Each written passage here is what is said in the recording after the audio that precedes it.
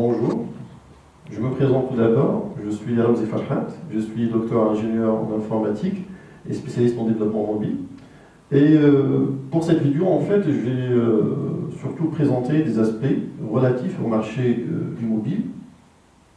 Cette présentation est très importante pour vous si vous voulez vraiment être des entrepreneurs dans le domaine du développement mobile, parce que dans ce domaine-là, vous êtes obligé d'avoir des chiffres, des arguments solides pour convaincre en fait les donneurs de fonds de vous financer et pour être capable justement de discuter des contrats avec des entreprises, etc., pour faire le développement mobile à leur compte.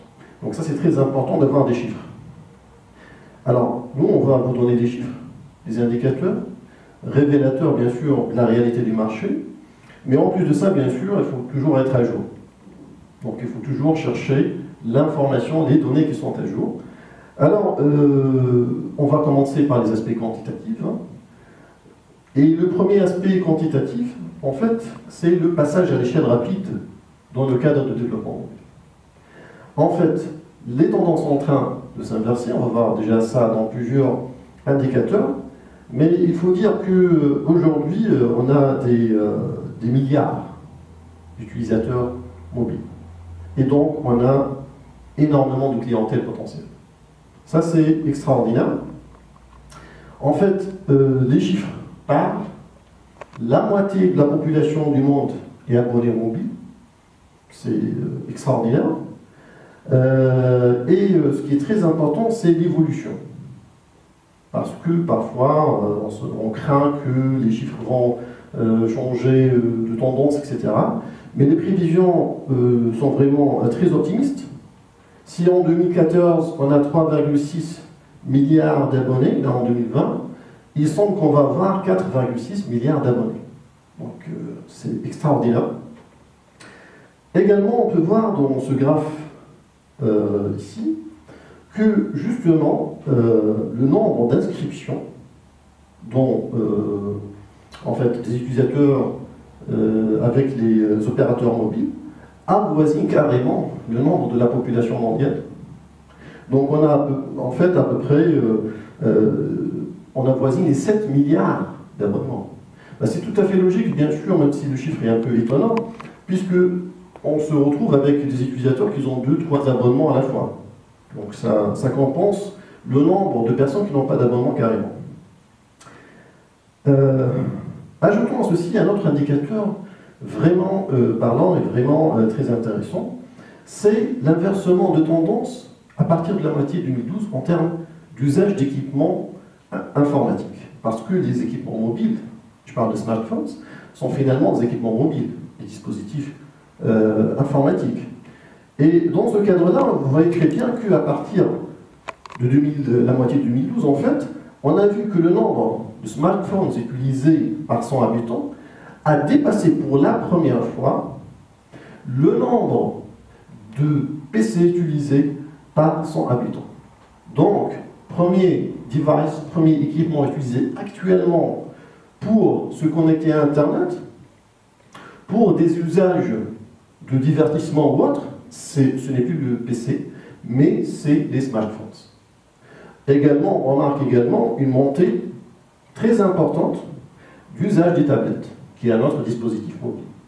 Donc, effectivement, avec ces chiffres-là, on peut avoir des arguments solides pour convaincre des donneurs de fonds que c'est un domaine où on peut mettre de l'argent, qu'on peut faire de l'investissement, et que cet investissement est certainement rentable. Alors, dans cette deuxième partie de cette présentation, on va parler des aspects économiques de l'argent. Donc c'est intéressant forcément. Alors, comme vous pouvez le voir dans ce premier slide, c'est que, encore une fois, les chiffres sont parlants. En fait, les chiffres disent que 3,8% du PIB d'environ 236 pays sont générés à partir de l'industrie du mobile. Et c'est l'équivalent de 3 trillions de dollars. Alors, 3 trillions, c'est-à-dire 3 milliards, 2 milliards de dollars. C'est énorme. Et en plus, ça va évoluer. C'est-à-dire, vers 2020, les prévisions parlent de 4,2% du PIB de 236 pays sera généré à partir de l'industrie mobile. Et donc, on a intérêt à faire partie de ce mouvement-là. Également, en termes d'employabilité. Le développement mobile, actuellement, il offre environ 13 millions d'emplois directs, et ça va évoluer vers 15 millions d'emplois. Donc, en termes même d'employabilité, c'est très très très intéressant. Les enjeux sont majeurs. Hein. Et surtout l'aspect évolution, c'est-à-dire les choses vont s'améliorer dans les années à venir. Un autre élément très très important, vous savez très bien que les applications mobiles sont hébergées sur Internet, dans des stores. Et donc l'accès à Internet également, c'est un indicateur très très intéressant, très important. Il faut dire que le nombre de connexions par SIM, c'est-à-dire par smartphone ou tablette, en 3G ou en 4G, fin 2014, s'élève à 7300 millions de connexions. C'est-à-dire plus que 7 milliards de connexions. Et ceci, bien sûr, rejoint le chiffre qu'on a vu tout à l'heure, c'est-à-dire que le nombre de smartphones utilisés par 100 habitants est plus important que le nombre de PC.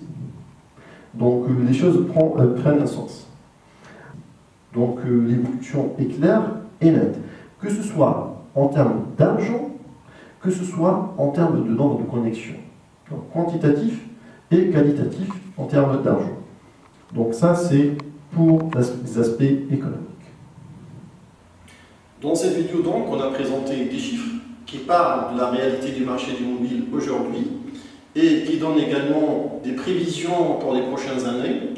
Ces chiffres démontrent d'une façon irréfutable que ce marché-là est en pleine expansion. Et dans la prochaine vidéo, on va attaquer un autre nombre d'indicateurs relatifs essentiellement aux applications mobiles. Merci pour votre attention.